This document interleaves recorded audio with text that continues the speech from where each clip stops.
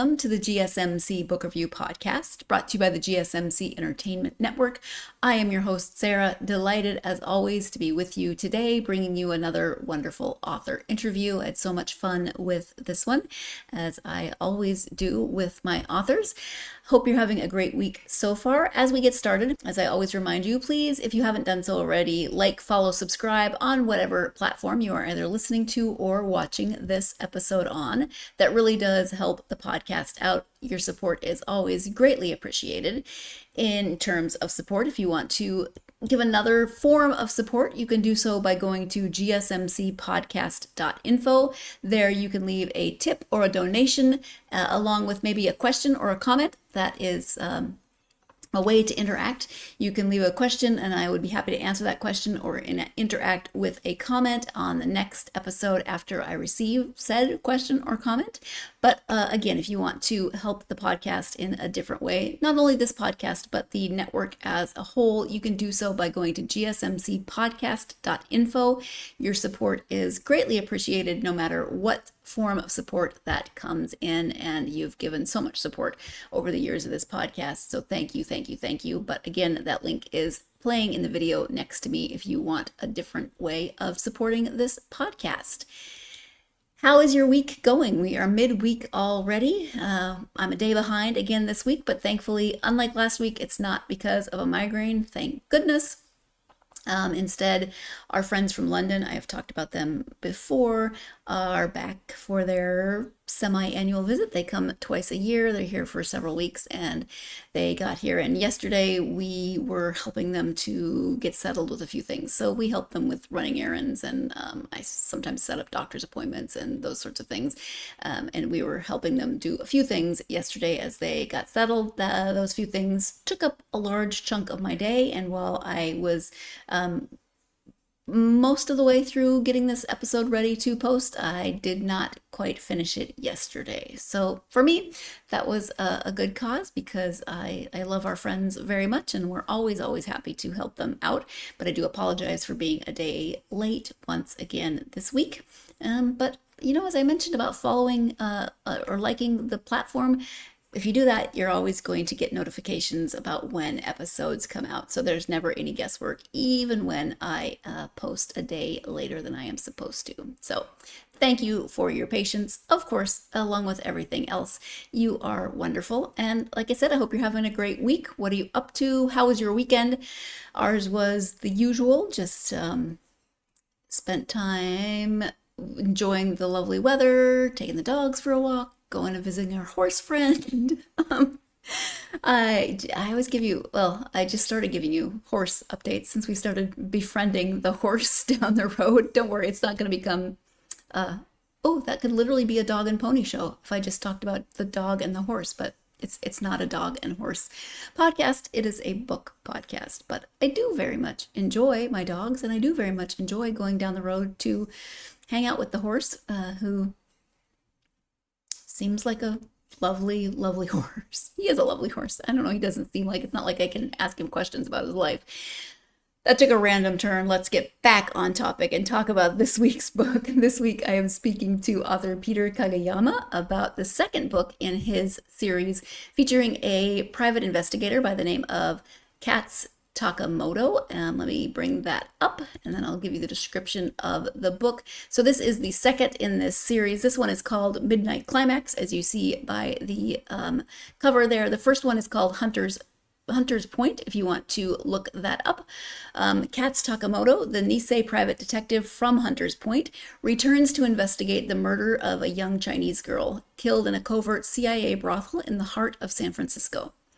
Her family, members of a Tong, a powerful Chinese gang, demand vengeance that threatens to start an all-out war in Chinatown unless Kats can discover the truth behind the slaying. Along the way, he will discover a personal connection to the suspected killer, a fellow veteran who was tortured and experimented on, turning him into a lethal weapon and a ticking bomb. Kats and his friends race to find this soldier before the government and the rival Tong gangs spiral into more bloodshed.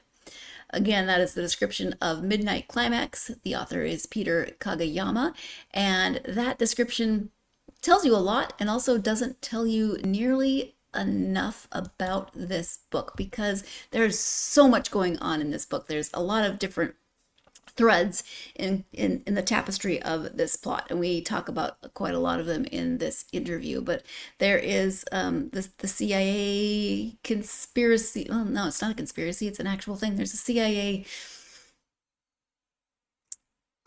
plot program is the word I'm looking for. My goodness. There's a CIA program. There is the murder that happens because of that program. Then Kats is brought in to investigate that murder. There are rival tongs. The murdered girl's cousin is part of one, and then there's another one, and there's a rivalry happening. I mean, there's so much that you really need to read the book to learn more about it. Of course, you're going to learn more about it as Peter tells you about it, but this was a lot of fun. It is historical fiction. It takes place in 1950s San Francisco, which is another really cool element because you get to see San Francisco in maybe a different light than what maybe you've been to San Francisco, maybe you haven't, but this is a different look at San Francisco in a different decade and from different perspectives. So I really enjoyed that part about it. But let's go ahead and turn now to the interview with Peter. Again, the book is Midnight Climax. The author is Peter Kageyama.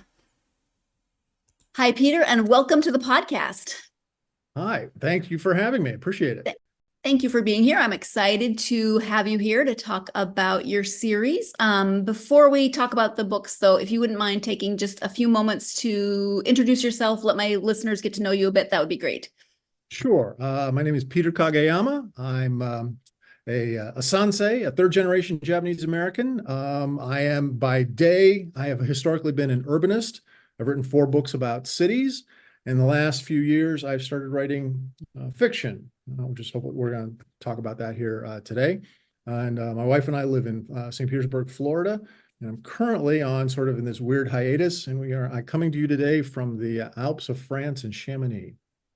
And I can see a little bit behind you. It looks lovely. Yeah. It's cold here, but it's sunny. So cold. We're at about 6,000 feet. Okay. I'm a little bit jealous of the cold. It's not like terribly hot here, but cold sounds lovely. Do you speak French? I'm learning. My wife is very good. She encourages me. I know enough to be polite, which I think is the important thing. Yeah. Here, everyone says the French are a little spiky. They're really not. They just have a certain expectation, and if you meet the minimum threshold, just be polite. Attempt the language. Don't be afraid, folks. It's all good. Yes, my high school French. Well, high school and college, I was helpful when I was in Paris, but I can't form full sentences. So but you pick out words. So yeah, that's important. So yeah, but I can greet people and the polite things, like you said. And that's all it really kind of takes. You break the ice and you're good. I agree. So this is actually Midnight Climax is the book that we're talking about today, but it's the second in the Kats Takemoto, series. Do you want to give an overview of the series as a whole first? Sure. This is a series feels sort of noir to me, noir fiction. It's set in San Francisco in the late 1950s, and Kats Takemoto is the Japanese-American private investigator. He is a nisei, a second-generation Japanese-American, which means he was born in the United States to parents who came over from Japan. In the books, Kats is a veteran. He served during World War II. He served with distinction. He was with the storied 442nd Regimental Combat Team, which is still to this date, the most decorated combat unit in U.S. Army history. It was the all Nisei, all Japanese-American unit during World War II. They fought in Europe.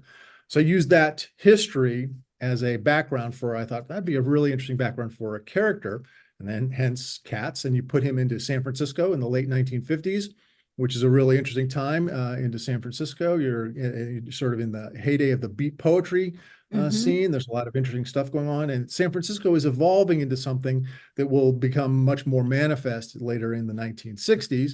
But it was to me, it's an interesting time. It's the sort of the beginnings of the raging Cold War. Vietnam hasn't yet happened, but there's a lot of interesting things going on within the United States at that time.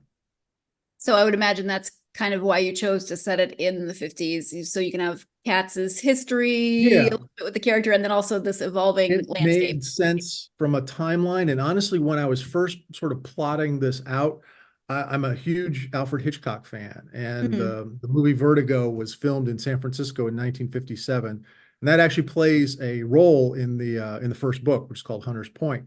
And so that just sort of made sense. The timing fits like, oh, Hitchcock. Yeah. And so, you look for those historic tent poles to build sort of a story around, especially if you're writing historic fiction. You want it to be grounded in some sort of reality.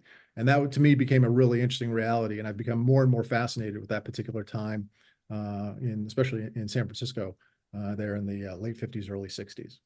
yeah, and it's fun to write because it's historical fiction, but it's not too far back. But you still have to deal with things like there are no cell phones, there's no Exactly. GPS, there's none of the things that maybe we take for granted. Yeah, I mean, I'm old enough to remember rotary phones, so Yeah, me too. all of that. So, but yes, it does put you in a different sort of storytelling mode because you have to think back to the technological limitations of the time, and then there's also just the cultural limitations of the time, which has been sort of interesting to explore with an Asian American character. Um, you tend to think of San Francisco as being this very liberal, progressive, city. Mm, In the late 50s and early 60s, it was not necessarily the case. So yeah. you have that sort of as a backdrop. So you have to be conscious of technology, culture, the politics of that particular time. Yeah, it's been a real lesson. Fortunately, I love history, so that's been a lot of fun to do that research. Yeah. And I want to bring that up, put a pin in that because I want to bring that up again. But let's first, Midnight Climax is the second book. Do you want to give an Yes. overview of that story? Sure. Provocative title. Some of my friends like, what are you writing there with that? So Midnight Climax actually comes from an actual CIA operation that occurred in the United States. Some of our viewers, listeners may be familiar with sort of the storied MK Ultra, which was the CIA and the US government's attempt at mind control in the 1950s. And it lasted into the 1970s. So using all kinds of like experimental drugs, LSD and hallucinogens and all this. And it was an actual government attempt at mind control. Well, there was a subset of that particular program that I read something about several years ago. And when I first read this, I go, oh my God, this has to be a story. And it was about two cities in the United States where the CIA set up brothels and they used prostitutes to lure Johns in, and then they dosed them with these experimental drugs to see what would happen. It Yeah. was sort of this odd control group versus some of the other things that they were doing. But those two brothels, one was located in New York City, the other one's located in San Francisco. And when I read that, I says, "Oh my God, that has to be, the story." And that plays a key part in the story, hence the title, of course. But you can imagine if something goes awry in a CIA-run brothel in San Francisco. So we're off and running. And that's Yeah. actually sort of how the story begins. And I was just gonna say that's how the story begins. So you start reading the story and it's like, what is going Where did this come on? from? Because it just Truth is jumps into stranger this. than fiction. Yes. And like Yeah. I said, sometimes you read these, in the research, you find stuff and go, oh my God, did that really happen? It's like, yeah, that really happened. And it's like, okay, let's use that as sort of a focal point of the story. Peter is absolutely right. Sometimes truth is stranger than fiction. And I mentioned the CIA program at the beginning of the episode. And I mean, it's hard to believe that these things actually happened, but you read things, and I love that that authors see things that someone maybe like myself would read and go, that's just crazy. But they read it, say, well, that's just crazy. But I could make that into a story. What am I going to do to where's that story going to go? Because truth, it can be stranger than fiction, but sometimes the stranger than fiction truth makes really good fiction, and that's the case here. So we're going to go ahead and take our first break of this episode. When we come back, we will be talking more about Kats as the main character. Stay tuned. You are tuned into the GSMC Book Review Podcast, and I will be right back.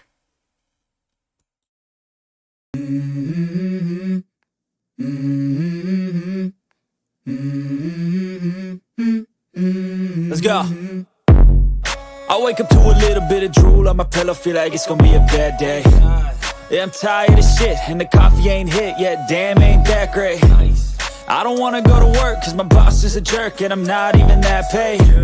I need a change in my life, cause I don't feel alive, and there's nothing that makes me happy. Hold my beer for a minute. I'm about to quit my job, cash in for a ticket. I'm going on a trip and I don't plan to visit. I'm gonna stay there till I feel like I'm winning.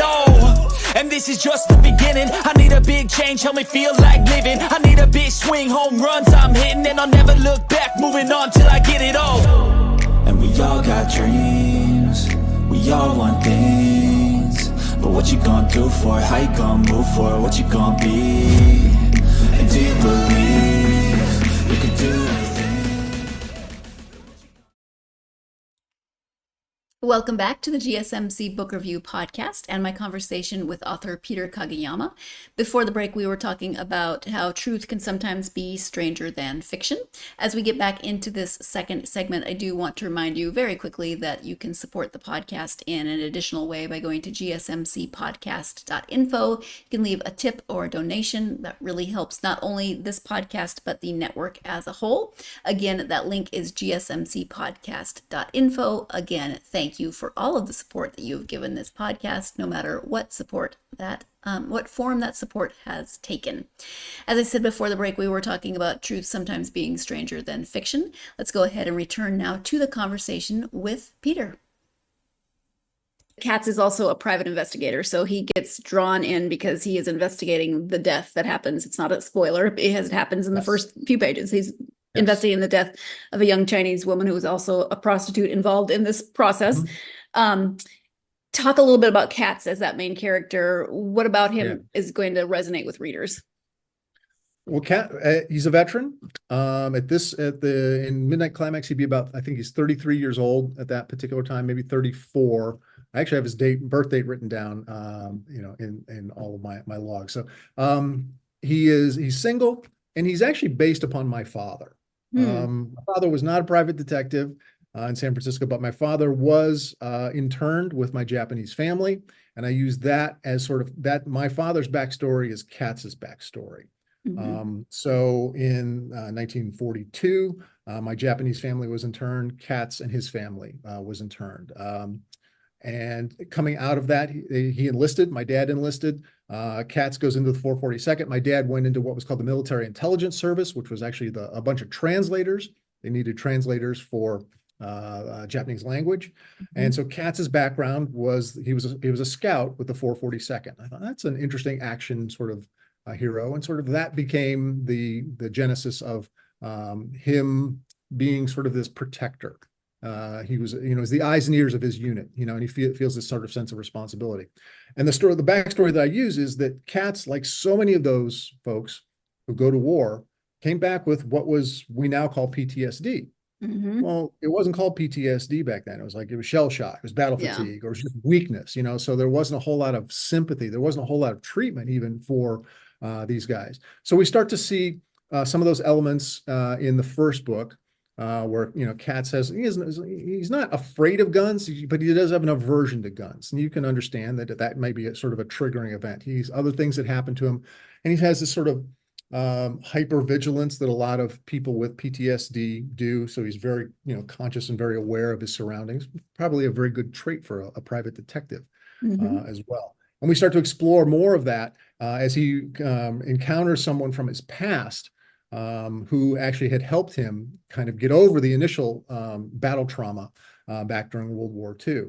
So I'm trying to, sort of ground the story in some things that happened to him sort of, as a young man in war, even before war, because honestly, I think that there was trauma about, being uprooted and sent to a prison camp, with the Japanese family. I think my dad never quite processed all that either. I think a lot of that generation sort of they quietly endured that. They didn't talk about it. So I'm trying to use that as sort of the backstory for Kats, how he's trying to overcome that, be be that productive person. So many of those Japanese American young men, they enlisted because they felt this overwhelming need to sort of prove themselves, that they were loyal, that they were good Americans. And I think that, in Katz's sort of mind, he is still trying to prove that. over and over again, which is why he wants to be this sort of go-to person. If you think about it, all the private detective stories that you read, in San Francisco, the historic ones, Marlowe and Dashiell Hammett, all that stuff, they're always, white guys, and they Mhm. usually were white clients. It's like, well, who would the non-Caucasian folks go to? And so I thought Kats would be that kind of go-to person for the people who wouldn't maybe get the attention of, a Philip Marlowe or, those types of folks, back in the 50s and 60s. Yeah. And that's what, there's so many layers to the story. I mean, we could talk about there's the CIA and the experimentation aspect of it. There is San Francisco in the 1950s. But one thing that I really appreciated was that, so Kats is Japanese. The person that hires him is Chinese. It's a family member who is killed at the beginning. And so you get to see these really fascinating interplays between Yes. Japanese and Chinese culture. I think you did a really good job of portraying that. Do you want to talk Thank you. about that a little bit? Sure. I'm glad that resonated with you, because to me that was important. First of all, like, we tend to look at sort of ethnic groups as being monocultures. They're not. No. They're, Japanese, Chinese, Filipino, Vietnamese, Laotian, all of that. So there are differences, and there is a lot of historical enmity between the Japanese and the Chinese. Yes. So having these folks come and work together, I thought was kind of important. This one is actually kind of based on some friends that I had as a kid growing up. I grew up in Akron, Ohio, and I'm half Japanese. I'm a mixed race, and you can imagine nobody looks like me in Akron, Ohio. In Akron, Ohio, yeah. I'm a kid.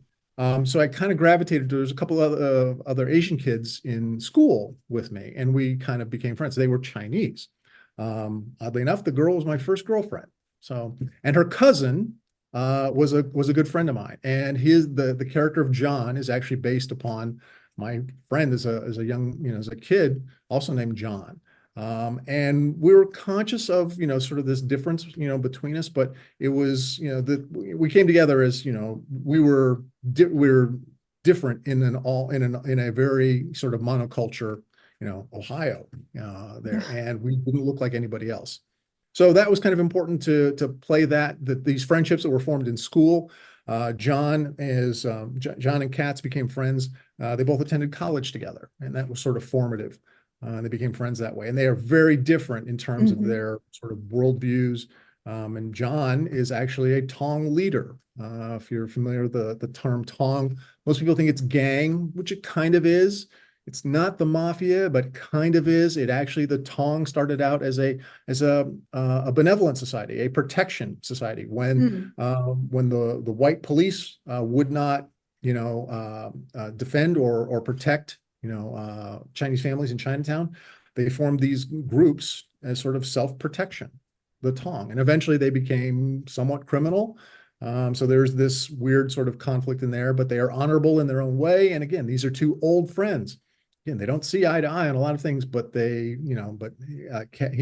John comes to Kats to hire him to investigate the death of his cousin, which is the woman who was killed at the beginning of the book in the CIA-sponsored brothel, and things sort of start unraveling from there. Yeah. In terms of characters, you have several characters that are historical characters. So I think Elliot is a real person. Elliot Blackstone, yes. Shig, and I think Larry, and from what I read. So talk about including quote unquote real people in fictionalizing historical characters. Well, I started that in Hunter's Point. Jimmy Stewart plays a really big role in Hunter's Point. Oh, interesting. Alfred Hitchcock is in there as well. Jack Kerouac. So you have the beat poets. And I introduced Shig Morrell as Katz's best friend in the first book, and Shig returns in the second book. Shig was a real person. Shig was the store manager of the famous City Lights bookstore in San Francisco from like the mid 50s up until like the late 60s, early 70s. There, he's Japanese American, and so in the story, he and Kats are best friends from they were in camp together. And so Shig was this real person, and he was a kind of a colorful guy. He was very much part of that, the San Francisco Renaissance, the beat poetry scene, the art scene there. He wasn't a poet himself, but he was like the friend and confidant of all of those people. And so that got me really interested in using real folks in there. And so some of the folks in the new book, or the second book, Midnight Climax, are a little bit more obscure, but they were very much real. Elliot Blackstone was this very traditional, conservative, Caucasian police officer who became an incredible friend to the emerging gay community in San Francisco. In fact, he became the first sort of community police officer assigned to the gay community in San Francisco. And years later, he was the grand marshal of the Pride Parade in San Francisco. And he was this straight, very religious white man, but he had this overwhelming commitment to this idea of community policing. That's a great character. And that was the kind of guy that my character, Kats, would obviously gravitate to. And then Larry Thorne was super fun to write. Larry Thorne, true story. So Larry Thorne was a former SS officer during World War II who becomes a special forces officer in the United States Army. Now, there's a very circuitous route that he takes. He was Finnish. So in World War II, Finland was at war with Russia in the Soviet Union. They were sort of weirdly allied with the Nazis against the Russians. So Larry Thorne, whose actual name was Lauri Turney, was a Finnish national, and he was a commando, soldier, and he was apparently very good at it. So after World War II, the United States is looking around. I should say that in order to sort of do what he did, he had to agree to become an SS officer. And he said, fine, I'll wear the uniform as long as I get to kill the communists, the Russians. So Larry Thorne becomes a commodity, a valued commodity, and the United States Army figures out ways to bring over people who are, have skills that we need in the post World War II. Operation Paperclip is maybe the most famous one, where we bring over all those German Nazi rocket scientists, Werner von Braun. So there, as long as you had utility, we wanted to bring you over here. And there was actually something called the Lodge-Philbin Act, which allowed for foreign nationals to become U.S. citizens if they served in the U.S. military. And that was hence he changed his name to Larry Thorne and became actually a storied commando in the Green Berets. He eventually dies in Vietnam in like 1965. But there's an award, a military award given out with his name. There's a barracks in Colorado that commemorates him. So he's still in those circles. That name means something. And it was very interesting to write him as not only this interesting soldier, but I had to make him a book, really an avid reader. So he has these really interesting interactions with Shig talking about books, which was really fun to write. That's totally my creation. I have no idea if Larry was that kind of guy. I would imagine he might have been, the sort of the strange permutations that his life probably took. Hopefully he read a few good books and probably had an interesting perspective on things as well. Yeah. Well, I will say that Shig does get some of the best one-liners in the book. He's my comic relief. He has to be, Kats is incredibly earnest and, hardworking, and just a good guy, but Shig is funny. Yeah. You got to have you're right. Who can deliver the good one-liners? Yeah, it's Shig.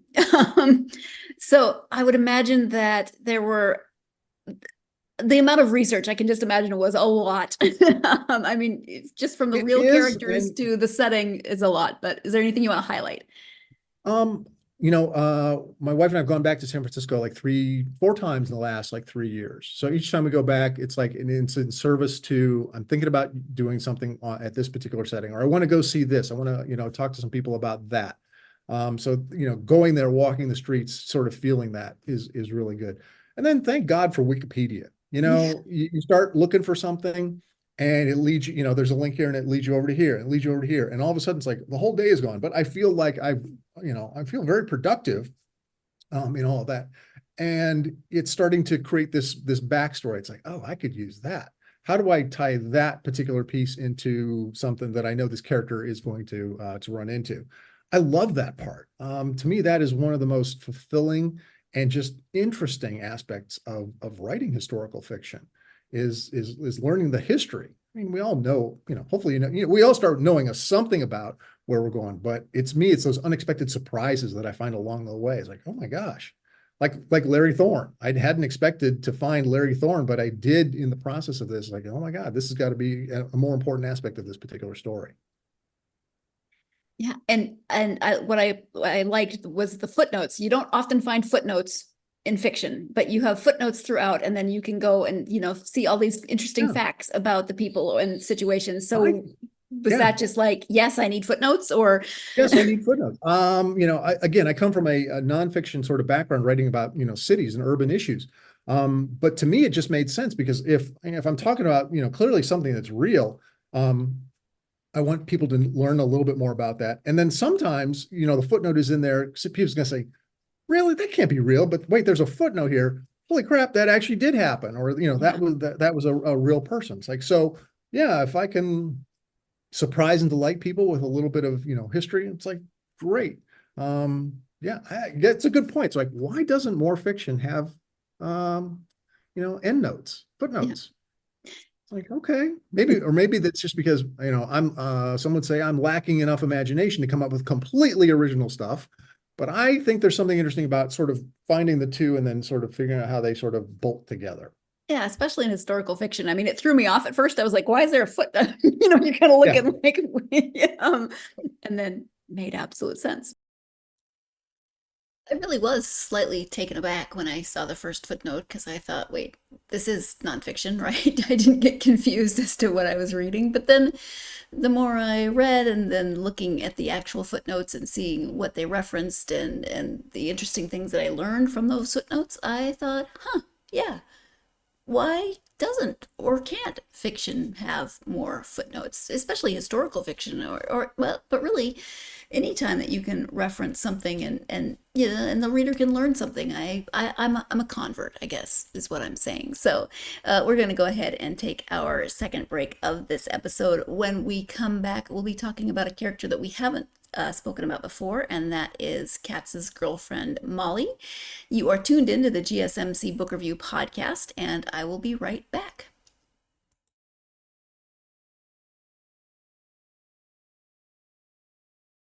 For the best and latest podcasts available anywhere, go to the podcast app on your cell phone and type in GSMC to access free content-rich podcasts on health and wellness, book reviews, sports, entertainment, relationships, social media, movies, technology, finance, and even weird news. Subscribe and download the GSMC Podcast Network's family of shows, available everywhere podcasts are found. Welcome back to the GSMC Book Review podcast and my conversation with Peter Kageyama. Before the break, we were talking about footnotes and how I am a new convert to the idea of footnotes in fiction. I like it. Footnotes in fiction sounds like a good title for something. Send me your thoughts on what that something should be. Footnotes in fiction. What do you think? Let's go ahead and return now to the conversation with Peter. One character we haven't talked about is Katz's girlfriend, Molly. Yes. Molly is an Irish redhead. Molly Were you always planning on Molly? Did she kind of come in later? How did that relationship happen? Because it's the 50s and it's, mixed relationship. So if Kats is based upon my father, Molly's actually based upon my mother. Oh, okay. My mom was a redheaded Irish woman from Ohio. That is Molly, and her name was Molly as well.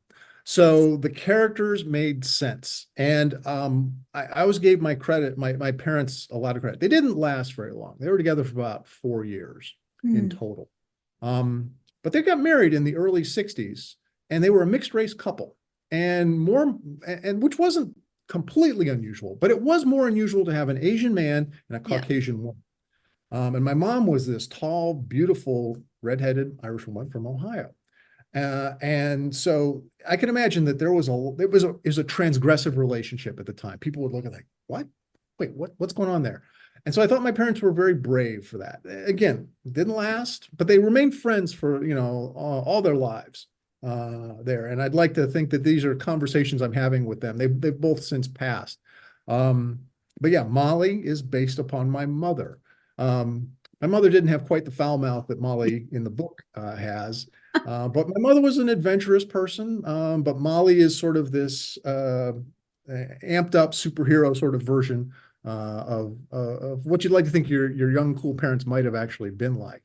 And she's from Ohio. She comes west. She gets a divorce in Reno and decides San Francisco looks a little more interesting than going back to Ohio. And so she ends up in San Francisco. She has a series of sort of strange jobs, and she actually meets Kats on this first case in Hunters Point, and is a little sort of not quite sure about him, and eventually becomes, sparks eventually fly, and they continue to be a couple in Midnight Climax. And I'd like to build upon that relationship over time as well, because I think that, again, there was something very interesting about this interracial couple at that particular time. It was different, and it was a little shocking, especially, again, Asian man, Caucasian woman. Right. Divorced woman also. I mean, you're just A divorced woman. kind of Yeah. throwing a lot at them, this poor couple. But Yeah. that's what authors So, do. yeah. And again, it's been really fun to sort of write those the dialogue. I don't know what my parents said on their first date, but Kats and Molly have their first date, and there's talk, there's an incident, of course, and so we kind of go from there. Yeah. Hopefully your parents had a slightly less violent Tumultuous? way. Yeah, there was, not violent, yeah. but there's stuff that happens. It's an Oh, yeah. action book. It's an action book, yes, and so there is a couple of interesting confrontations, but in some ways the confrontations that my parents probably had were probably just, they were sort of mundane, but no less insidious. Yeah. Yes. Unfortunately. Yeah. Yeah. Do you have an arc for the story? Are you just going to keep telling Oh. cat stories as long as you can, or do you have an arc? I can see, well, if you think about it, so book 3, I'm working on book 3 right now, 1960. So we're entering the 60s in San Francisco. Did anything interesting happen in San Francisco in the 1960s? Not really. Yes. No. Pretty Well, there's mundane. tons of stuff. Oh my Yeah, gosh. in some ways, it's hard because there's so many story ideas. It's like, oh no, I want to do this. Of course, you got to do the Summer of Love. What's going to happen, in Haight-Ashbury, 1967. Well, that's Yeah. still 6+ years into the future in terms of, it's like, oh man, I got 5 or 6 novels I got to write before I can write that one. And there's other things that I know I want to see happen. And I'm starting to set some of those up in the stories. And if you know a little bit of history, you can kind of see, well, if Peter's a music fan, what's going to happen in San Francisco in the 1960s? Like, wow, there's an explosion of interesting music in the whole music scene. So there's going to be some other stuff there. There's some other interesting Asian characters that I think will absolutely make an appearance. For instance, did you happen to know that in 1964, over in Oakland, California, there was a Chinese gentleman teaching martial arts over in Chinatown in Oakland? His name was Bruce Lee. I didn't realize the location. Okay. Wow. Yeah. And so I think I know Kats and Bruce Lee are going to have a book together, and I'm very much looking forward to that. But I've got to get there first. So yeah. And again, I'm writing in sort of a linear fashion. You picked it up 6 months, 12 months from the last book. Yeah, maybe I'll jump ahead. I guess that is a writer's prerogative if you really want to get to that. But there's something about the characters growing in my own mind over time as well. I'm just thinking of the rabbit holes that you could go down in terms of 1960s San Francisco research. Holy buckets. I have an exhaustive list. Yes. Yeah. If you got any little tidbits of like, hey, did you know? Send me that. I'm always curious because there's always these different perspectives. I mean, there's certain things I'm interested in, but there's stuff that's like, oh, I didn't even know that. And, and it's like, that could open up a whole other line of potential, dialogue or investigation. Yeah. Right. Well, and then there's the things that we know, that with Haight-Ashbury and Summer of Love and just all the people, the flower power, etc. But yes. I have no idea what's going on in Chinatown in the 60s. So I'm fascinated by that culture existing alongside everything else that's going on. Yeah. So yeah, we tend to, again, San Francisco is not a monolith. It's like there were parts of San Francisco that were wild and very progressive, and there were other parts that were incredibly, conservative and fighting that. And that sort of tension made, San Francisco one of the really interesting places to be, during that decade. Yeah. Yeah. So is all of I can hear the fascination and the passion. Is that what draws you to writing historical fiction? Do you think, just learning about the time period? Yeah, I think that was it. Again, I didn't ever thought of myself as a fiction writer, but sort of at the back end of COVID, I have all this time, and I started toying with the idea of this story, and it just started quietly writing something, and I didn't even tell anybody I was doing it. And I got a few chapters in, and I says, hey, I showed it to my wife, says, hey, I'm kind of working on something. What do you think? And she was very encouraging about that. And so, yeah, I think it's history. I love history. B, I have this personal relationship with these characters because, again, in some ways they're my parents, fictionalized, of course, but going through something, and I think I'm learning about them and the times that they went through by writing these stories. And to me, that's, again, both have passed. So I'm having conversations with them that I wish I could have had 20 years ago. But I'm glad I'm glad I'm having them now. Yeah.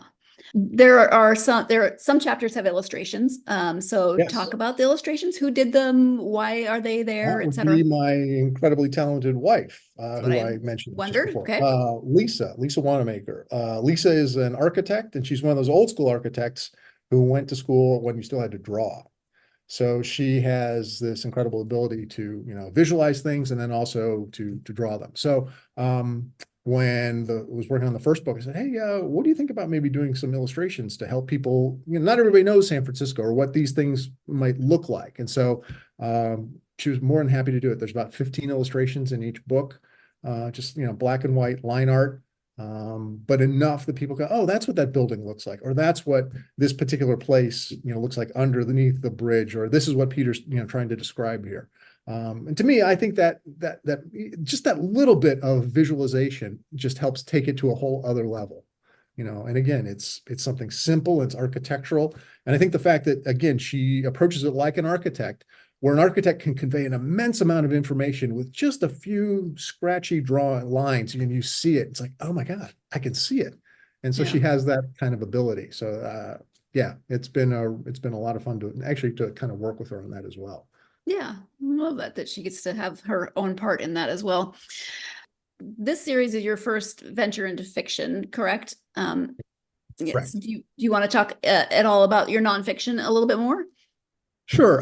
So I'm known as the city love guy. My first book was called For the Love of Cities, and I talk about love and emotional engagement with places and why it's a good thing for people to fall in love with their cities. And so for the last about almost 15 years, I've been going around doing talks and workshops. I'm a keynote speaker all over the States, and actually a lot of places around the world as well, because it turns out wanting to love your city is kind of a universal sort of feeling. People would like to feel a better connection with their places.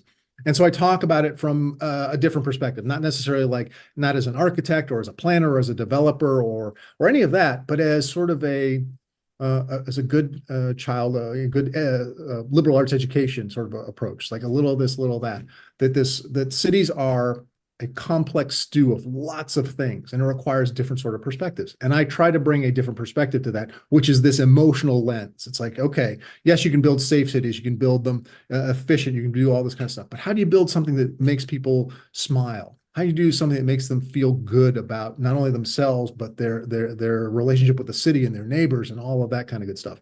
That's just a different perspective. And so I've been lucky to really tap into a very resonant vein. People do love that idea, and it's been a lot of fun. Like I said, I've traveled all over the world doing hundreds of talks, and yeah, the books continue to be well regarded and in demand, and so I balance the two things out right now. I have to say, I'm thinking more about the fiction side more lately, maybe because it's newer and it's more exciting.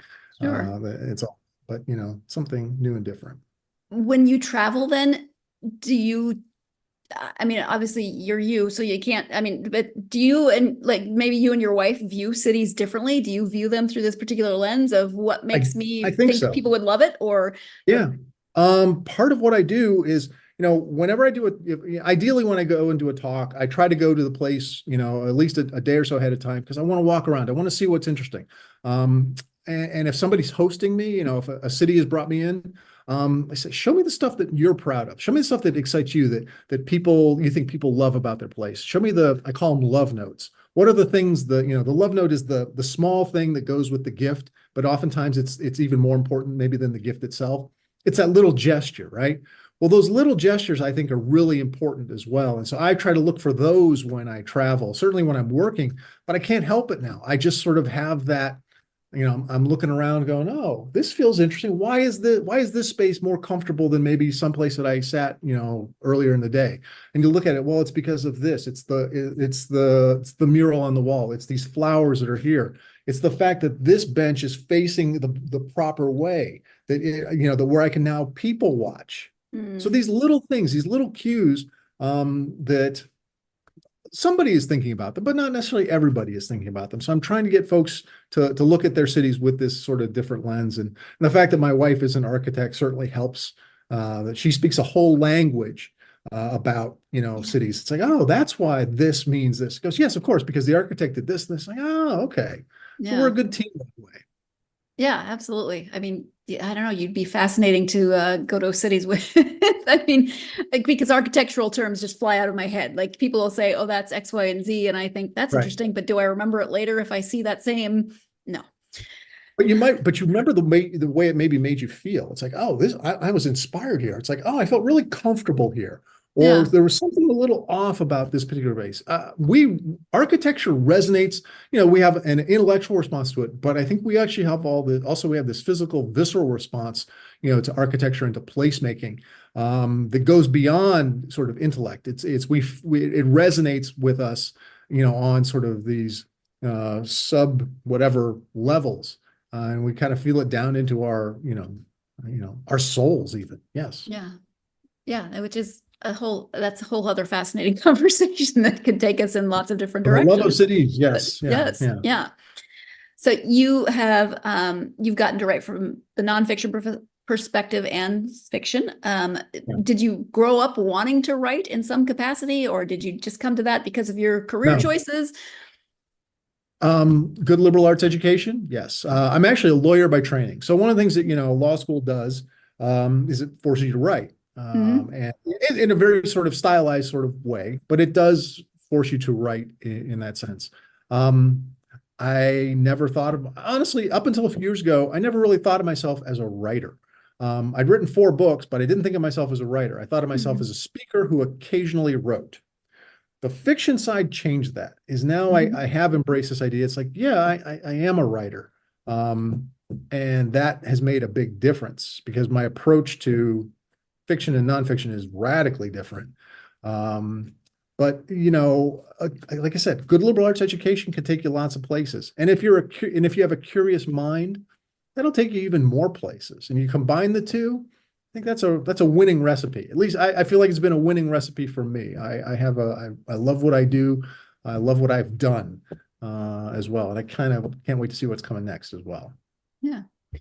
What advice would you give to someone who is wanting to write? I mean, you can go from fiction or nonfiction perspective here. Yeah. Stephen King wrote the best book I've ever read about writing, and it's called simply On Writing. If you want to be a writer, or if you're even thinking about this stuff, or even just if you just love books, read Stephen King's On Writing. It's outstanding. And the thing that I took away from that guided me from the nonfiction into the fiction, he said, writers are readers. You want to be a good writer? Be a prolific reader. Take in lots of stuff. I look at reading as fuel for writing. And it's not necessarily just in one particular genre. You may write, science fiction, and if you read just science fiction, maybe that works for you. I don't know. I read lots of different kinds of stuff because, again, I think, a curious mind, you're going to bring different things to the table in all that. But I've become a pretty voracious reader. And also, I do admit I consume a lot of audiobooks as well, because again, we're all time compressed. So, there's stuff that I'm reading, there's stuff that I'm listening to. Sometimes there's some crossover and all that. But again, it's onboarding this information that fires the neurons in a different way, that excites the imagination, that I think leads to being being capable of even writing. Mm-hmm. Once again, I would say that advice to aspiring or potential authors can be applicable to lots of areas in life. Having a curious mind certainly can be very helpful in lots of situations. Reading across a variety of genres to encourage that curious mind. Certainly incredibly helpful for lots of situations. So once again, advice for more than just people who might want to write. We are going to take our final break of this episode. When we come back, we'll be talking more about audiobooks. Peter did appeal to my love of audiobooks there, so it was a great segue into the next segment when we will be talking about the fact that these two books are available on audiobook. You are tuned in to the GSMC Book Review Podcast, and I will be right back.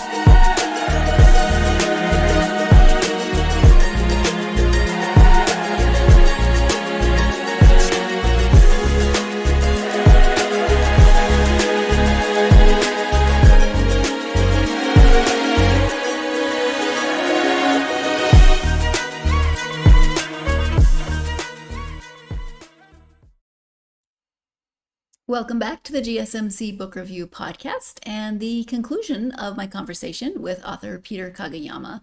Before the break, Peter was giving his advice for aspiring authors. It included reading across a lot of different genres, having a curious mind. Again, advice that can apply to a lot of different areas of life. So let's go ahead and finish this conversation with Peter. And you mentioned audiobooks. The Cats series, it exists in audiobook form, yes? Absolutely. Again, recognizing people are time compressed. Reading is a luxury for many people. Let's be clear about that. And so to me, having an audiobook was really important in this. And people say, hey, you're a professional speaker. Why don't you read the book? It's like, yes, I am, but I'm not an actor.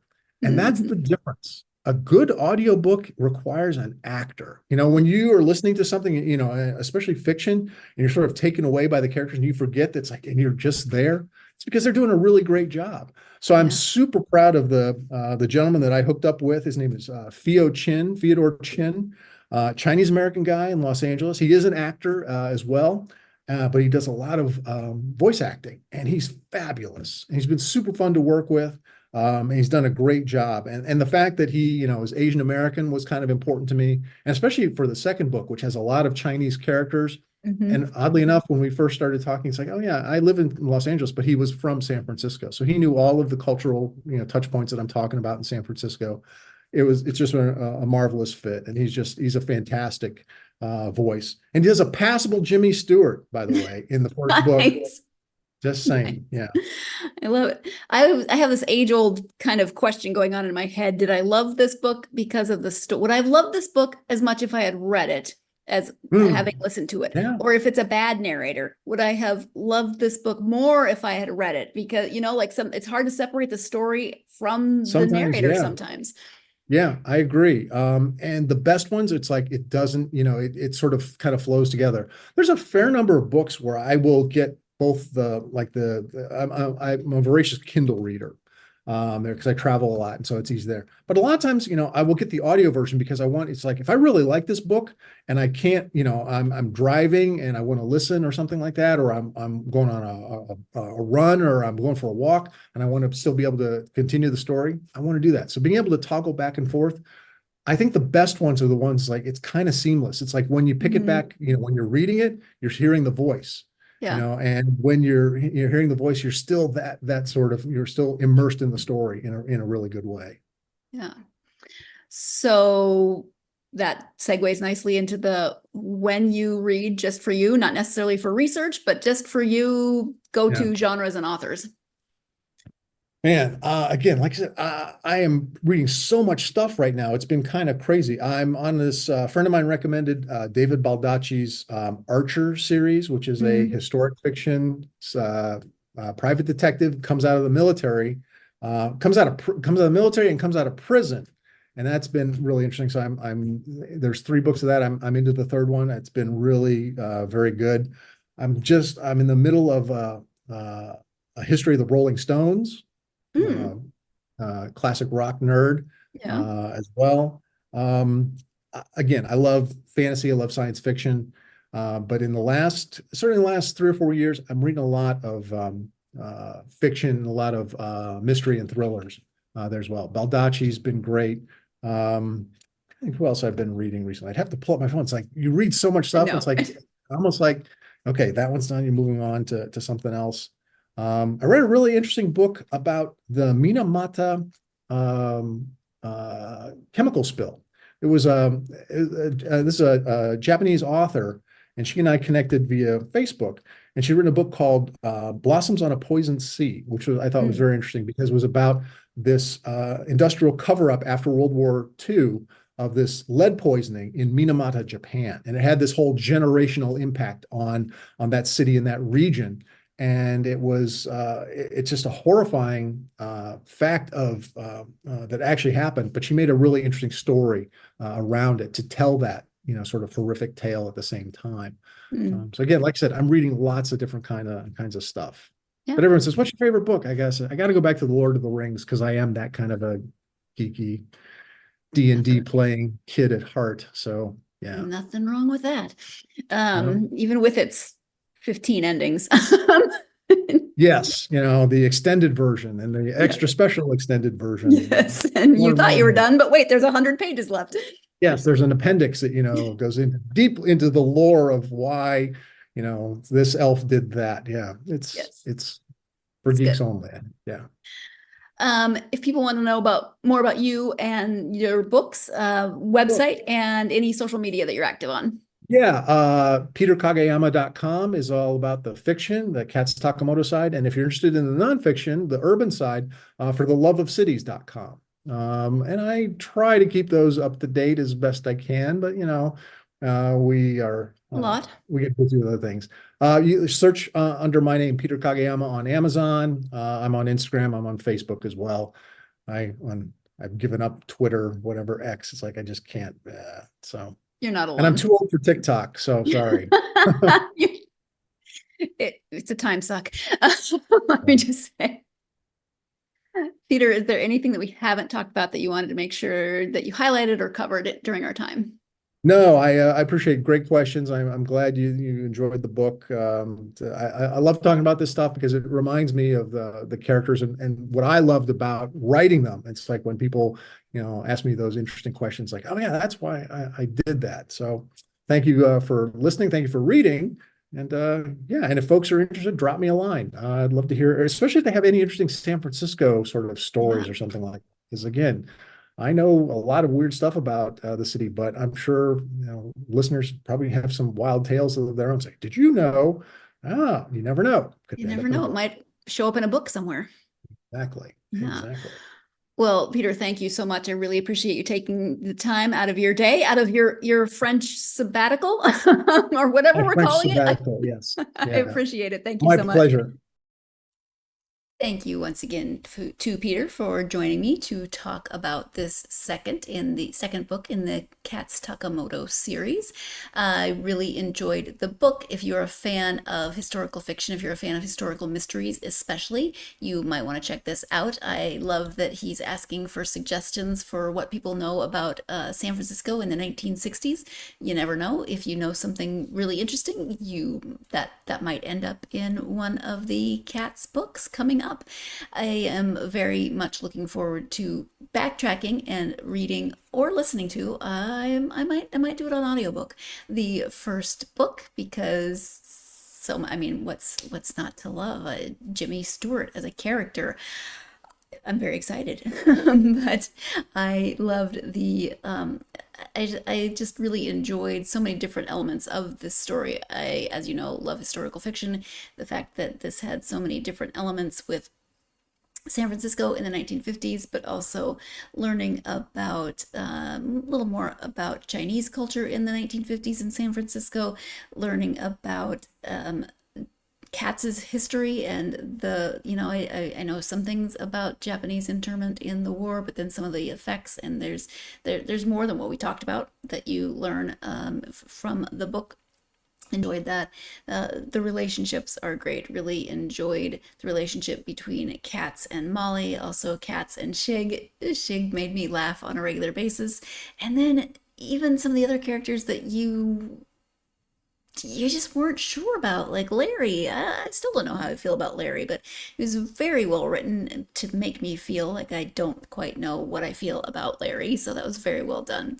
At any rate, if you are a fan of historical mystery, if you're a fan of historical fiction or mystery, especially with a little bit of a noir feel to it, then there are 2 books. You can go and have 2 books that are already available, and then there will be more forthcoming, which is always very exciting. Definitely go and check them out.